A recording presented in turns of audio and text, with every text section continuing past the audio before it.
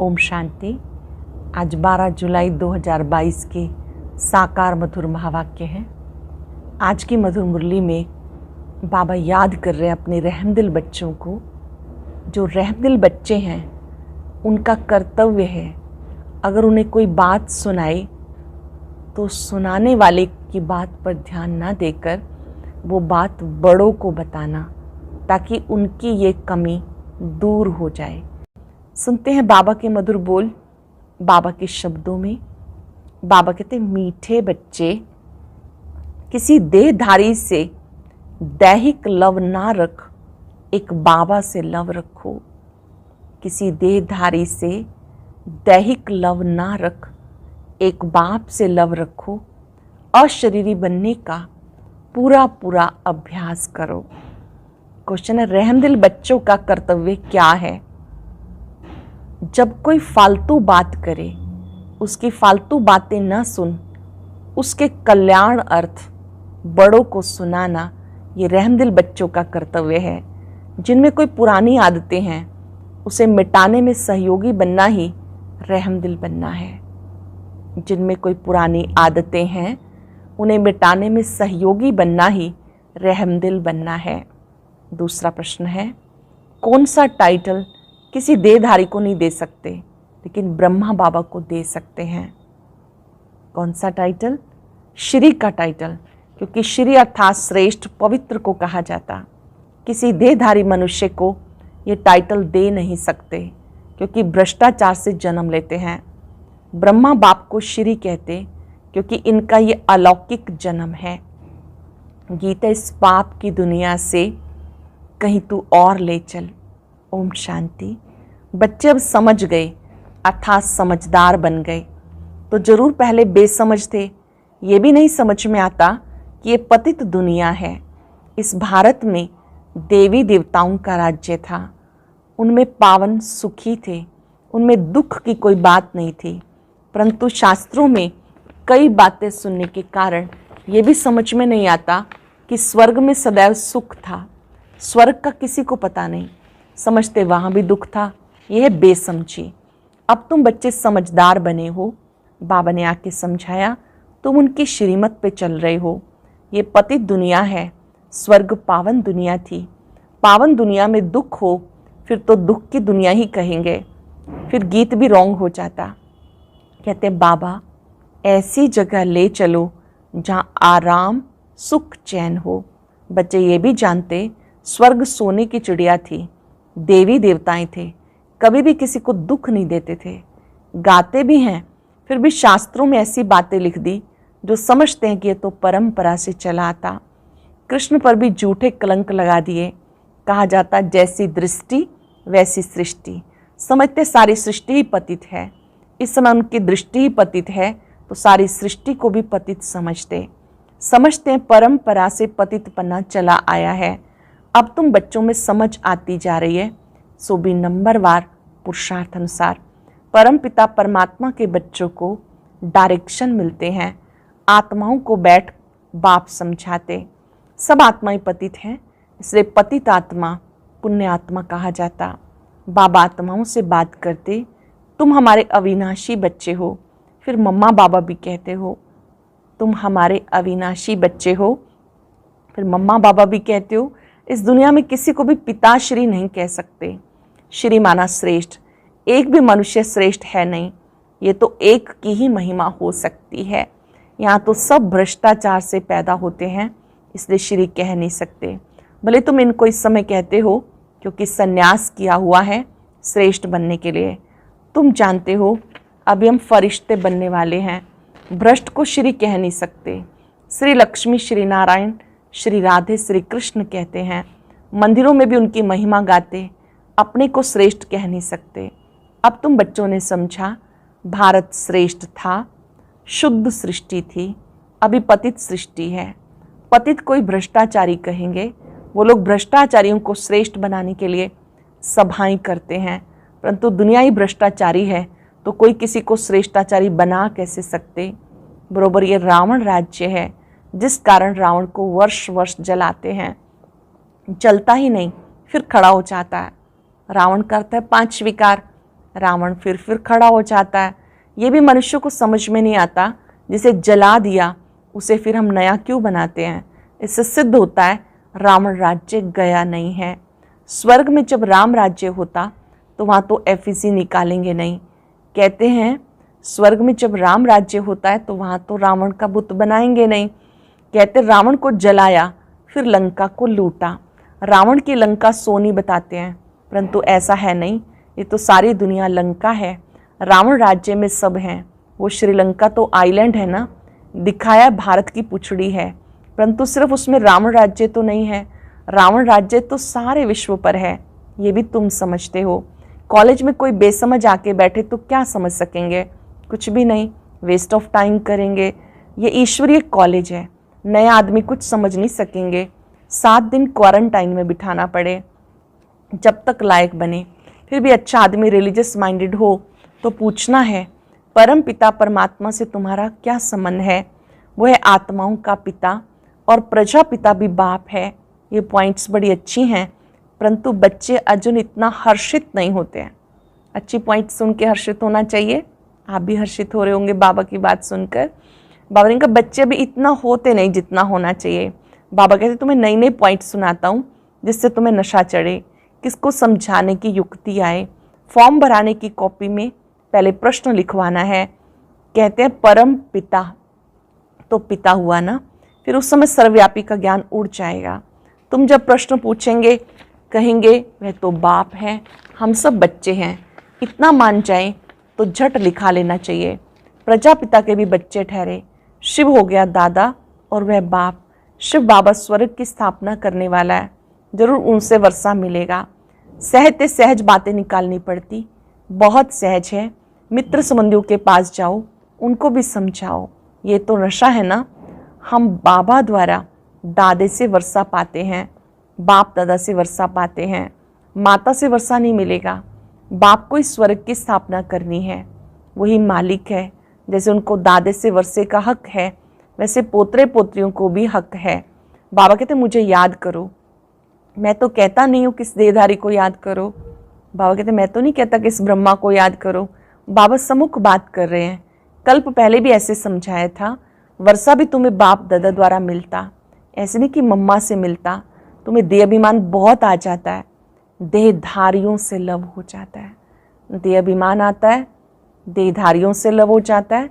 हे आत्माएं, तुम अकेली आई थी, पार्ट बचाते बचाते 84 जन्म पूरे किए। अब मैं कहता हूँ तुम्हें वापस चलना है। माम एकम याद करो तो विक्रम विनाश होंगे। देहधारी को याद करने से विक्रम विनाश नहीं होंगे। तुम अंजाम करते हो बाबा, हम आपको ही याद करेंगे। तुमको इस पुरानी दुनिया में रहना नहीं है, इसमें कोई चैन नहीं। इसलिए कहते हैं ऐसी जगह ले चलो जहाँ सुख चैन मिले। तुम कहते हो हम पहले जाएंगे शांति धाम, वहाँ शांति ही शांति होगी। फिर जाएंगे वहाँ से सुख धाम, जहाँ शांति और सुख दोनों है। जब दुख है तो अशांति है, सुख में तो शांति है ही, परंतु वो शांति नहीं। शांति धाम है आत्माओं का स्वीट होम। बाप सारे आदि मध्य अंत को जानने वाला है। अब तुम बच्चों का धंधा है पढ़ना और पढ़ाना, अपने शरीर निर्वाह कर्म भी करना।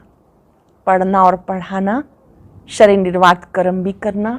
जानते हो हम इस मृत्यु लोक से अमरलोक में चले जाएंगे, वाय शांति धाम। ये बुद्धि में याद रखना है। जब तक मृत्यु नहीं हुआ पढ़ना ही है। सरल शब्दों में, जब तक जीना है ईश्वरीय पढ़ाई पढ़ते रहना है। ये तो याद कर सकते हो ना। अब हमें जाना है घर, ये दुनिया है, सब कुछ छोड़ना है, खुशी होनी चाहिए। ये बेहद के नाटक का राज भी समझ गए।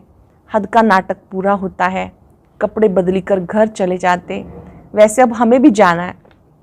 84 जन्मों का चक्र पूरा होता है। याद भी करते हैं पतित पावन आओ, याद शिव बाबा को करेंगे।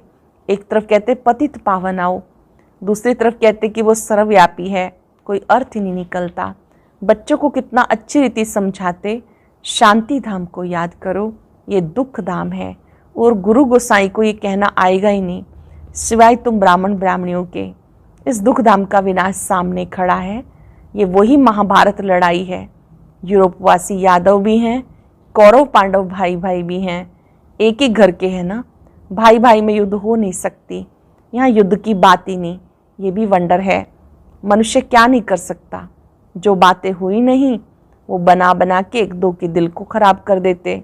व्यास भगवान का धंधा देखो कैसा है, मनुष्यों का धंधा एक दो को लड़ाना। ये तो एक रस्म है, सब एक दो के दुश्मन बनते हैं, बच्चे भी बाप का दुश्मन बन जाते हैं। अब तुम्हारी बुद्धि में देखो क्या है, शास्त्रों में देखो क्या क्या लिख दिया, उसका फिर मान कितना रखते। बड़ी परिक्रमा दिलाते हैं, देवताओं की मूर्तियों को भी रथ पे रख बड़ी परिक्रमा दिलाते हैं, फिर सबको समुद्र में डाल देते। मृत्यु लोक की रस्म रिवाज सबकी अपनी अपनी है। बाप का प्लान देखो कितना बड़ा है, सबके प्लान खत्म कर देते, सुखधाम की स्थापना करते, बाकी सबको शांति धाम में भेज देते। तुम बच्चे देखो किसके सामने बैठे हो, सोचो हम किसके सामने बैठे हैं। निश्चय है परम पिता परमात्मा ज्ञान सागर है, इन ऑर्गन्स द्वारा हमें नॉलेज दे रहे हैं। और कोई ऐसा सत्संग होगा क्या? अभी बाबा सामने बैठ समझाते। जानते हो बाप हम आत्माओं से बात करते हैं, हम कानों से सुनते हैं। बाबा इस दादा के मुख से बोलते हैं। जो रतन बाबा के मुख से निकलते हैं वही तुम बच्चों के मुख से निकलने चाहिए। फालतू बातें सुनते हुए भी नहीं सुननी है। कोई तो बैठ खुशी से सुनते हैं, बाबा कहते हैं ऐसी बातें मत सुनो, रहम दिल बन। किसमें कोई पुरानी आदत है वो मिटानी चाहिए, हाँ जी करके सुनना नहीं चाहिए। जो बाबा सुखधाम का मालिक बनाते, ऐसे बाबा की गलानी तो हम सुनेंगे नहीं। हमको तो शिव बाबा से वर्षा लेना चाहिए, और बातों से हमारा क्या ताल्लुक, कोई सुने या ना सुने, हम तो ज्ञान का सुरमा पहन ले। कोई ज्ञान अंजन लगाते, कोई धूल अंजन, कोई ज्ञान अंजन और कोई धूल अंजन, उससे तीसरा नेत्र खुलता नहीं। बाबा कितना सहज समझाते, जो कैसे भी रोगी अंधा कुब्जा है सब समझ जाए। बाबा कितना अच्छा समझाते जो सब समझ जाएं। अलफ और बे दो अक्षर हैं, सिर्फ पूछो परम पिता परमात्मा प्रजापिता ब्रह्मा से आपका क्या संबंध है। ये प्रश्न सबसे अच्छा है, तो सर्वव्यापी का ज्ञान एकदम निकल जाए। मित्र संबंधियों से दोस्ती कर, उन्हें समझाओ, बहुत मीठा बनो। तुम्हारा काम है परिचय देना, भले दुश्मन हो उनसे भी मित्रता रखनी है। बाबा कहते तुमने आसुरी मत पर चल मुझे गाली दी, तुमने ईश्वर पर अपकार किया, फिर भी ईश्वर तुम पर उपकार करते हैं।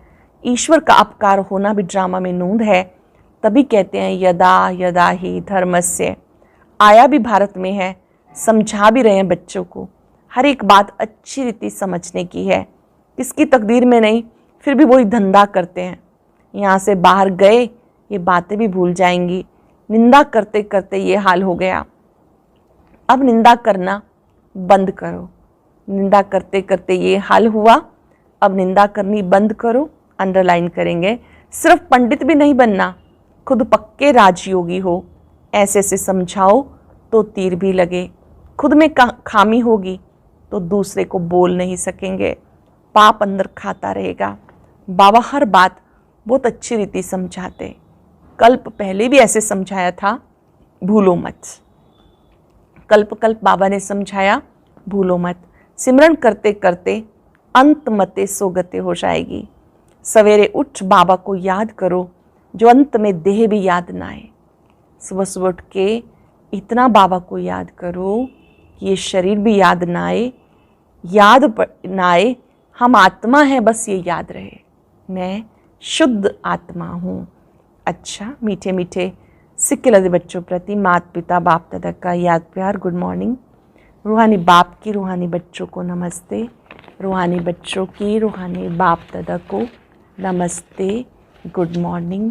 शुक्रिया बाबा, शुक्रिया। धारणा के लिए सार। पहली पॉइंट है, जो रतन बाबा के मुख से निकलते हैं वही अपने मुख से निकालने हैं। व्यर्थ बातें नहीं बोलनी, ना सुननी है, ना बोलनी है, ना सुननी है। ज्ञान का ही सुरमा पहनना है, सबसे सच्ची मित्रता रखनी है, बहुत मीठे रूप से हर्षित मुखो बाबा का परिचय देना है। अपकारी पे भी उपकार करना है, जैसे बाबा उपकार करते हैं ऐसे अपकारी पे उपकार करना है। बहुत ही सुंदर वरदान।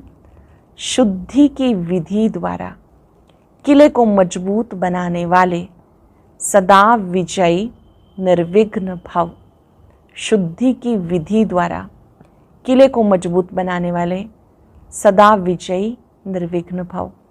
जैसे कोई भी कार्य शुरू करते हो तो शुद्धि की विधि अपनाते हो, ऐसे जब किसी स्थान पर कोई विशेष सेवा शुरू करते हो, चलते चलते सेवा में कोई विघ्न आते हैं, पहले संगठित रूप में चारों और विशेष टाइम पर एक साथ योग का दान दो।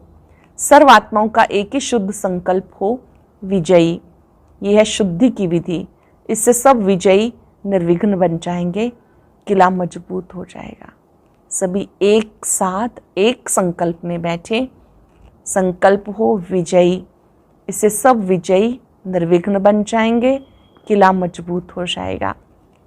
स्लोगन है, यथार्थ कर्म का प्रत्यक्ष फल है खुशी और शक्ति की प्राप्ति। यथार्थ कर्म का प्रत्यक्ष फल खुशी और शक्ति की प्राप्ति। आज याद रखेंगे, मैं सदा विजयी निर्विघ्न आत्मा हूँ। मैं सदा विजयी निर्विघ्न आत्मा हूँ। बाबा ने मुझे शुद्धि का बहुत सुंदर मार्ग सिखाया है। किले को मजबूत करने के लिए एक साथ एक संकल्प में बैठना है। न केवल तन से बैठना है, मन से भी एकाग्र होकर शुभ संकल्प करना है। मैं सदा विजयी निर्विघ्न आत्मा हूँ। 5 सेकंड के लिए एकाग्र हो जाए। परमात्मा शक्तियों को फाउंटेन की तरह अपने में आता हुआ देखें।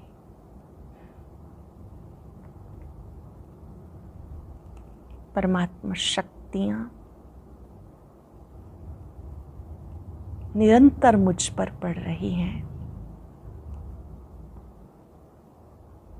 मैं सदा विजयी हूँ, निर्विघ्न हूँ। शुक्रिया बाबा, शुक्रिया। और अब सुनते हैं आज का अव्यक्त ज्ञान मोती। ये एक बहुत संस्कारितापूर्ण वीडियो है, जरूर देखें, कोई भी मिस ना करे।